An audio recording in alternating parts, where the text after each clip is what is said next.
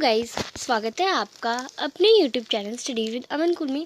तो आज हम क्लास 10 के बच्चों के लिए आपका जो सैम्पल पेपर है उसका सेकंड पार्ट भी सॉल्व करेंगे। पार्ट 1 हमने पहले वाली वीडियो में सॉल्व कर लिया है, पार्ट बी हम इसमें सॉल्व करेंगे। नेक्स्ट पार्ट हम पार्ट सी नेक्स्ट वीडियो में सॉल्व कर लेंगे क्योंकि वीडियो ज़्यादा लॉन्ग हो जाती है। तो यहाँ पे सबसे पहले 21 क्वेश्चन है। इससे पहले जो आपके केस बेस्ड क्वेश्चन है वो हम लास्ट में एकदम पार्ट सी के बाद भी उसे सॉल्व करेंगे, क्योंकि केस बेस्ड हमेशा क्वेश्चन अलग आएंगे, बट इससे रिलेटेड क्वेश्चन आपके आ सकते हैं पेपर में, तो इन्हें आपको ज़रूर देखना है। फिल इन द ब्लैंक से सबसे पहले फर्स्ट है, डैश एक बहुपद में केवल एक शून्यक होते हैं, यानी किस पॉलिनोमियल में सिर्फ 1 जीरोज होते हैं, यानी किस सिर्फ जो जीरोज निकलते हैं सिर्फ एक ही निकलता है, तो वो लीनियर में निकलते हैं, यानी रैखिक बहुपद में।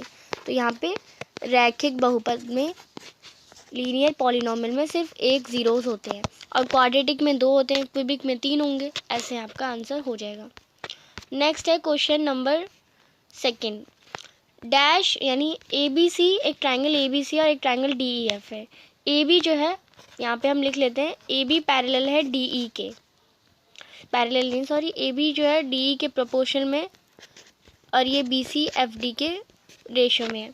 अब ये देखिए AB जो यहाँ पे भी B है, यहाँ पे भी B है, तो B एंगल हो गया, यहाँ पे भी D है और यहाँ पे भी D है, तो यानी एंगल B हमारा एंगल D के भी इक्वल होगा, क्योंकि इन दोनों में B है और इन दोनों में D है, तो एंगल B और एंगल D इक्वल होंगे।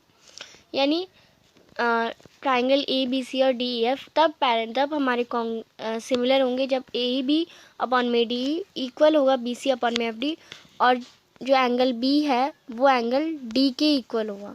तो ये हमारा आंसर होगा, angle B is equal to D। यहाँ पे बस आपको ये लिखना है, angle B is equal to angle D। इसका सॉल्यूशन भी देख लेते हैं। यानी एक ट्राइंगल ABC DEF के तब हमारा सिमिलर होगा जब AB अपॉन में DE BC अपॉन में FD के, यानी ट्राइंगल ABC एक बार बना लेंगे और ट्राइंगल DEF, जब भी ऐसे क्वेश्चन हो एक बार ट्राइंगल ज़रूर बना लें। ट्राइंगल ABC हमने ऐसे डाल दिया, उसके बाद फिर हमारा DEF है। अब DEF को हमें ऐसे पुट करना है कि AB जो है हमारा वो AB हमारा BC के साथ हो, तो AB है हमारा वो BC के साथ है, AB अपॉन में DE। जस्ट लाइक हमने यहाँ पे AB रखा है, ये AB है हमारा, तो ये भी DE भी हमारा यही होगा, AB अपॉन में DE है क्योंकि। फिर BC यहाँ पे है, तो हमें FD या DF भी ऐसे ही रखना होगा, तो ये हमारा ट्राइंगल बनेगा। तो हम देख सकते हैं एंगल B और एंगल D इसमें कॉमन आ जाएंगे, तो एंगल B हमारा D के इक्वल होगा। जैसे मैंने आपको बताया वैसे भी आप देख सकते हैं। नेक्स्ट आपको the value of A for which 3A lies on this polynomial, तो A का मान जिसमें 3A समीकरण, तो इसमें आपको डायरेक्ट A की वैल्यू x जहाँ पे वेरिएबल्स है वहाँ पे A की वैल्यू डाल देना है। तो ऐसे इसे सॉल्व करेंगे। हमें x और y की वैल्यू तो दे रखी है 3 और A, और हमें A की वैल्यू भी निकालनी है, तो x हमारा 3 है और y हमारा A है, तो x की जगह हमने 3 रखा, तो 2 × 3 6, और y की जगह हमने A रखा, तो 3 × A 3A, इक्वल में 5 है, इक्वल में 5 रख दिया। 6 प्लस का था इधर आके 5 प्लस का था इधर आके माइनस हो गया, 6 - 5 कर दिया 1 आ गया, और ये माइनस का 3 आकर इधर आके प्लस का 3 हो गया। अब 3 है यहाँ पे मल्टीप्लाई में इधर आके डिवाइड में हो जाएगा, A की वैल्यू 1 अपॉन में 3 आ जाएगी, तो यहाँ पे A की वैल्यू बतानी थी वो हमने निकाल ली।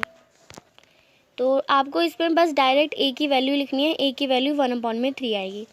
नेक्स्ट है ऊपरी सीमा और निचली सीमा का अंतर, तो जो डिफरेंस होता है अपर लिमिट और लोअर लिमिट को उसे क्लास मार्क कहते हैं, क्लास मार्क, और हिंदी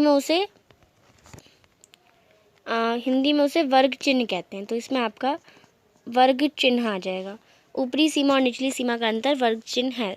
तो नेक्स्ट है question 22, if the sides of 2 triangles are in the same ratio then these triangles are similar. अगर 2 ट्राइंगल की यानी अगर 2 त्रिभुजों की भुजाएं जो है वो समान अनुपात में, तो दोनों त्रिभुज समरूप हैं, तो यस ये तो ट्रू है। Next 1 0 of the polynomial x² - x + 20 - 4, तो इसे आपको करके देखना पड़ेगा क्या एक 0 इसका -4 होगा। तो इसे सॉल्व करते हैं।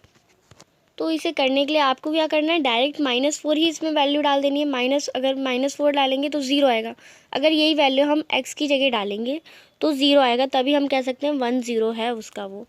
तो हम डालते हैं x² है तो -4 का होल स्क्वायर, माइनस में x है तो x की जगह 4 प्लस में 20, यही है हमारा, -4 का स्क्वायर और 16, 16 - 4 प्लस 20, तो ये हमारा हो जाएगा।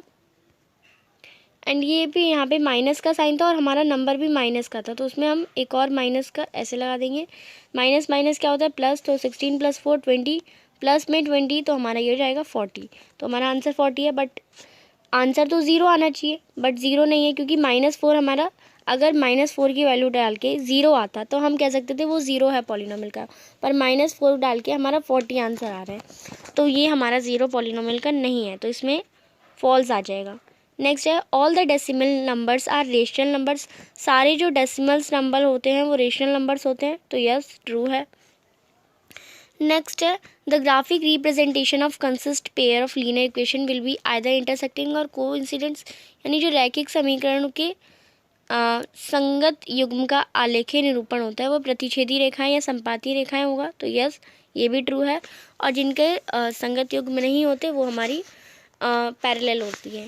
नेक्स्ट है क्वेश्चन नंबर 23 से 28। 23 क्वेश्चन ये शॉर्ट आंसर टाइप है, 1 मार्क का है। Find the ratio in which line 3x + y - 9 is equal to 0, divide the line segment joining point 1 and 3 and 2 और 7, यानी ये अनुपात ज्ञात कीजिए जिसमें ये लाइन इन दोनों बिंदुओं को मिलाने पर रेखाखंड पर विभाजित करती है। तो इस क्वेश्चन का आंसर करते हैं। तो हमें क्वेश्चन में दे रखा है, एक लाइन दे रखी है जिसके पॉइंट एक ये हैं और एक ये पॉइंट है, एंड एक जो लाइन है वो इस लाइन का नाम, इस लाइन को 3x + 4 - 9 = 0 बोला है, एंड ये एकदम इसे इंटरसेक्ट करती है बीच से, जिसका पॉइंट P है। आपको इसको रेशियो बताना है। रेशियो बताने के लिए हम सेक्शन फॉर्मूला लगाते हैं। अब जिस हमें रेशियो नहीं पता तो हम क्या मान लेते हैं, K/1 मान लेते हैं। तो हमने K/1 मान लिया। फॉर्मूला हमारा होता है mx2 + nx1 अपॉन में m+1, और ये x के लिए, और ये सेम वैसे ही y के लिए +y2 हो जाता है। तो हमने वैल्यू रख दी। यहाँ पे मैंने बता दूँ आपको वैल्यू मैंने कैसे रखी। सबसे पहले हम x की वैल्यू रख रहे हैं ना, तो x1 ये होता है और x2 ये होता है। तो यहाँ पे m हमारा क्या है, m हमारा रेशियो है, तो रेशियो की जगह तो k ही लिखेंगे, और x2 हमारा 2 है तो 2k, प्लस में n क्या है हमारा, n हमारा 1 है, 1 लिख दिया, और x1 क्या है हमारा, x1 भी 1 है, तो 1 को 1 से मल्टीप्लाई करेंगे तो ऑफकोर्स 1 ही आएगा। अपॉन में k m+1 यानी K/1 यानी k+1। ऐसे ही y के लिए भी यूज़ करेंगे, m k है और y और n हमारा 1 है, यहाँ नीचे भी k+1, और y2 क्या है हमारा 7 है, तो 7 × k 7k, और y1 है हमारा 3, तो 3 × 1 तो 3 हो जाएगा, तो k 7k + 3। ऐसे ही हमने यहाँ पे करा है, तो 2k + 1 और k+1, 7k + 3 और k+1, ये रेशियो आ गए। बट हमें अभी ये लाइन कहा गई है, ये लाइन जो है ये हमारे इन दोनों को सॉल्व करके हम x और y की तो वैल्यू निकालेंगे। अब हमें बोला है कि ये लाइन जो है वो ऑलरेडी x और y की वैल्यू कंटेन करती है, यानी x की इसी लाइन पे आपको x और y की वैल्यू पुट करनी है। तो x की वैल्यू हमारी ये आई थी और y की वैल्यू हमारी ये आई थी। y के साथ कुछ नहीं है तो 1 लगेगा, y की वैल्यू ये आई थी, -9 इक्वल में 0। अब इसे सॉल्व करेंगे, 6 × 2k तो 6k, 6 3 1 जा 3 आ जाएगा, फिर 7k + 3 है तो 7k + 3 माइनस का 9। अब यहाँ पे k+1 और k+1 है, तो इसे एलसीएम लेंगे, तो इन दोनों का नीचे डिवाइड में है तो इनका हट जाएगा, और इसके नीचे इसके साथ नहीं है, ये कि इनके साथ तो है पर इसके साथ नहीं है तो इसके साथ लग जाएगा। ये एलसीएम लेने का तरीका होता है शॉर्ट में। 6k + 7k तो 13k, 3 + 3 6, और माइनस का 9 × k करेंगे तो माइनस का 9k, और 9 1 जा 9 तो माइनस का 9 आएगा क्योंकि माइनस का है। 13k में से 9k माइनस करेंगे तो हमारा 4k आ जाएगा, प्लस में 6 है और माइनस का 9 है, तो माइनस का बड़ा है तो 6 - 3 हो जाएगा, 9 - 3 6 हो जाएगा तो -3। 4k माइनस का 3 है, इधर आके प्लस का हो जाएगा, तो 4k = 3, k 4 मल्टीप्लाई में इधर आके डिवाइड में हो जाएगा, तो k = 3/4। k हमारा 3/4 हो गया, तो 1 की जगह तो हम 4 लिखते हैं, तो k रेशियो हमारा आ गया 3/4। ये हमारा रेशियो आ गया। हमें रेशियो निकालना तो आप इसे इतना सॉल्व करके निकाल देते। बोला गया 1 नंबर का क्वेश्चन है बट इतना आपको सॉल्व करना पड़ेगा। नेक्स्ट है question number 24। The median of the given data with the observation is ascending order. ये जो इस डाटा का मीडियन दे रखा है वो असेंडिंग ऑर्डर में दे रखा है आपको, और 27.5 दे रखा है। आपको x की वैल्यू निकालनी है। तो आप देखिए मीडियन निकालने का फॉर्मूला क्या होता है। ये 9th क्लास का क्वेश्चन है वैसे। इस साल का मतलब इस 10th में जो सिलेबस में जो मीडियन निकालने का फॉर्मूला है वो इस तरह से नहीं है, ये 9th क्लास का है। तो 24 से, क्योंकि हमें मीडियन निकालना है, हम मीडियन सबसे पहले फाइंड करते हैं। ये और ये कट गया, फिर ये और ये कट गया, फिर ये और ये कट गया, बचा हमारा 2। अब दोनों में से कोई एक है हमारा मीडियन। अब हमें पता है x+2 प्लस में x+3 ये हमें दे रखा है, और मीडियन टोटल कितना दे रखा है 27.5। तो इन दोनों में से कोई एक ही तो मीडियन होगा, और हमें इसके लिए x की वैल्यू निकालनी है। तो क्या हो जाएगा 2x + 5 = 27.5। तो आगे हम इसे सॉल्व करते हैं। तो यही दे रखा है x+2 और x+3। अब मीडियन को हम जितनी भी फुल ऑब्जर्वेशन होती है उसे 2 से डिवाइड करते हैं, तभी मीडियन निकलता है। तो x+2 और x+3 डिवाइड बाई 2 इक्वल में हमारा मीडियन दे रखा है, हमने वही ले लिया। 2x + 5/2 इक्वल में 27.2। 2 यहाँ पे हमारा डिवाइड में धरा के मल्टीप्लाई हो जाएगा। 27.5 को 2 से मल्टीप्लाई करेंगे 55 आएगा। 2x + 5 बचेगा, प्लस का 5 है धरा के माइनस का हो जाएगा 50 बचेगा। 2x है, 2 मल्टीप्लाई में धरा के डिवाइड में जाएगा, x की वैल्यू 25 आ जाएगी। तो ये हमारा मीडियन निकल जाएगा। मीडियन हमारा 25 है।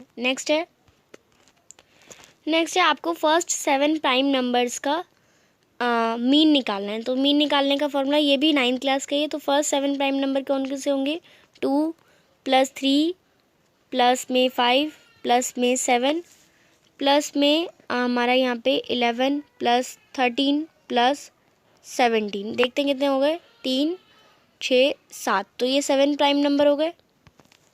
अब मीन में क्या करते हैं, जितने नंबर होते हैं उसी से डिवाइड कर देते हैं। तो ये टोटल 7 नंबर है, 7 से डिवाइड कर देंगे, इन सबको प्लस करेंगे तो हमारा आ जाएगा 58। 58/7 हमारा आंसर होगा। तो ये भी इजी है, और का पार्ट भी इजी था और हमारा ऊपर वाला पार्ट भी इजी था। दोनों में से आपको जो इजी लगे आप वो कर सकते हैं।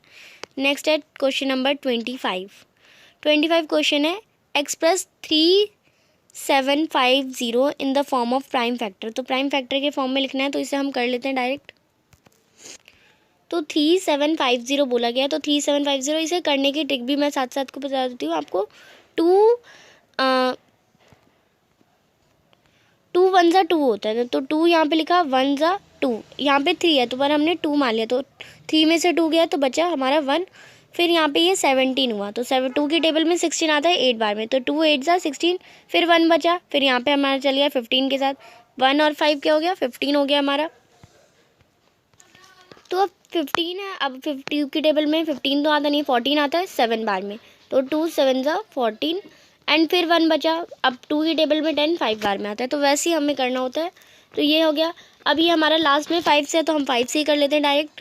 तो ये 5 से चला जाएगा, 5 3 ज़ा 15, 3 इधर गया 37, तो 5 7 ज़ा 37, फिर 2 इधर गया तो 5 5 ज़ा 25। वैसे ही यहाँ पे भी 5 में लास्ट में, तो 5 से ही करेंगे। 5 7 ज़ा 35 और फिर इधर गया 2, तो 75 हो जाएगा। फिर 5 15 ज़ा 75, 5 3 ज़ा 15 एंड 3 है हमारा, तो 3 तो 1 से ही जाएगा, तो 3 1 ज़ा 3, 3 अपने आप से ही जाएगा। तो यहाँ पे अब हमारे 2 × 5 × 5 × 5 × 5 × 3 ये बचे, तो हम इसे प्राइम फैक्टर के फॉर्म में लिख लेंगे। 2 × 3 × 5 की पावर 4, यानी 5 4 टाइम्स आया ना, तो वैसे ही 5 की पावर 4। नेक्स्ट क्वेश्चन नंबर 26 देखते हैं। नेक्स्ट क्वेश्चन है थीटा का मान ज्ञात कीजिए। Sine theta minus cos theta is equal to 0 है। Find the value of theta if sine theta minus cos, यानी sine theta minus cos theta हमें 0 दे रखा है, तो हम कह सकते हैं sine theta minus cos theta दे रखा है ना, इक्वल में 0। अब ये जो कॉस माइनस का कॉस थीटा इधर आके प्लस का हो जाएगा, तो साइन थीटा इक्वल में हो जाएगा कॉस थीटा के, ये हो गया। अब साइन थीटा और कॉस थीटा की इक्वल में कौन सी वैल्यू होती है 1/√3 √2 होती है, दोनों में इक्वल होती है 1/√2। और कौन से एंगल पे होती है 45 डिग्री के एंगल पे, दोनों की वैल्यू ये इक्वल होती है। तो हम इस पे थीटा का मान हमारा 45 डिग्री आ जाएगा। नेक्स्ट इसका अभी और पार्ट आपको दे रखा है। तो नेक्स्ट क्वेश्चन है k+1 is equal to sec² a और 1 + sin a ब्रैकेट में 1 - sin a। तो हमें k+1 अगर हमारा इक्वल है इसकी वैल्यू, इस पूरी वैल्यू के k+1 इक्वल है, तो हमें k की वैल्यू निकालनी है। तो इसे निकालने के लिए हम इसे करते हैं। तो k plus 1 sec square A, 1 plus sine square sine A था और 1 माइनस साइन ए, तो 1 minus sine square A formula लग जाएगा ए प्लस बी और A minus B equal to A square minus B square. तो 1 का square तो 1 ही होगा, तो 1 का 1 ही आ गया हमारा, और साइन स्क्वायर ए तो साइन स्क्वायर लिख दिया। अब हमें पता है 1 माइनस साइन स्क्वायर ए कॉस स्क्वायर ए के इक्वल होता है, तो सेक स्क्वायर ए और कॉस स्क्वायर ए लिख दिया हमने। और अगर हम देखें ये दोनों अगर मल्टीप्लाई में है, ये दोनों यहाँ पे मल्टीप्लाई में, और अगर रेसिप्रोकल करते हैं हम इन दोनों का, तो सेक स्क्वायर ए अपॉन में कॉस स्क्वायर ए हमारा 1 के इक्वल होता है। आइडेंटिटी भी हमें यही दे रखी है, sine square A plus cos square A is equal to 1। अब k plus 1 is equal to हमारा 1 है, तो k इज इक्वल टू क्या हो जाएगा, प्लस का 1 है इधर आके माइनस का हो जाएगा, 1 माइनस 1 इज इक्वल टू 0, तो k की वैल्यू क्या आ गई 0, तो 0 प्लस 1 इक्वल में इसकी वैल्यू थी। तो नेक्स्ट क्वेश्चन देखते हैं। तो यहाँ पे हमें k की वैल्यू 0 हमने निकाल ली। नेक्स्ट है find the value of p for which pair of equation has no solution. तो नो सॉल्यूशन किस में होता है, जब हमारा a1 अपॉन में a2 इक्वल होता है b1 अपॉन में b2 के, बट नॉट इक्वल होता है c1 अपॉन में c2 के, जो पैरेलल लाइन्स यानी समांतर रेखाओं का होता है। तो इन दोनों लाइन में जब नो सॉल्यूशन कब होगा, जब हमें नो सॉल्यूशन निकालना है, तो 5 अपॉन में 15 है। नेक्स्ट इक्वल में हमारा k अपॉन में 21 है, यहाँ पे y के साथ k है तो k लिख दिया। इज़ नॉट इक्वल टू हमारा हो जाएगा 3 अपॉन में 6, तो डायरेक्ट k की वैल्यू निकाल लेते हैं। तो 21 इंटू 5 करेंगे, यहाँ पे हम इसे साथ साथ करके देख लेते हैं वरना कोई कन्फ्यूज़न ना हो। तो a1 अपॉन में a2 ये है, b1 अपॉन में b2 है, ये c1 अपॉन में c2 के नॉट इक्वल है। तो 21 इंटू 5 और इसे क्रॉस मल्टीप्लाई करना होता है, 21 इंटू 5 ये लिख दिया, और 15 इंटू के, तो 15 इंटू के हमारा k जो है वो इंटू का k है, इधर आके इक्वल में कर लिया हमने k की वैल्यू निकालने के लिए। तो 5 1 ज़ा 5, 5 3 ज़ा 15, नेक्स्ट 3 1 ज़ा 3, 3 7 ज़ा हमारा क्या आ जाएगा 21, तो k की वैल्यू क्या आ गई 7 आ गई।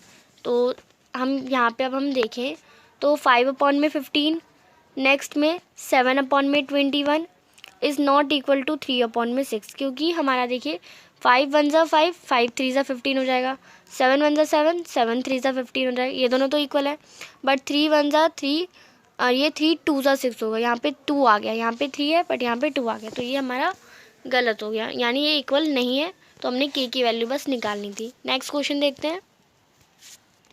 अब इसका भी अथवा का क्वेश्चन दे रखा है, find the value of k की वैल्यू निकालनी है इन दोनों इक्वेशन में जब यूनिक सॉल्यूशन यानी a1 अपॉन में a2 नॉट इक्वल होता है b1 अपॉन में b2 के।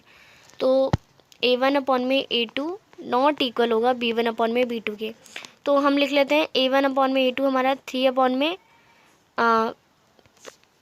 यहाँ पे x के साथ कुछ नहीं है तो 1 ही लिख देते हैं, 3 अपॉन में 1, नॉट इक्वल है तो नॉट इक्वल का ही साइन लगाते हैं, नॉट इक्वल में यहाँ पे 2 है तो 2 लिख दिया, और यहाँ पे k है वैसे वो भी माइनस का k है, क्रॉस मल्टीप्लाई करेंगे एक दूसरे को, तो 3 इंटू माइनस के तो माइनस का 3k और 2 1 ज़ा 2, तो इक्वल में 2 1 ज़ा 2, माइनस का 3 है इधर आके हमारा डिवाइड में हो जाएगा मल्टीप्लाई में, क्योंकि तो k की वैल्यू क्योंकि नीचे डिनोमिनेटर में माइनस नहीं होता तो ऊपर -2 अपॉन में 3 हमारा आंसर आ जाएगा।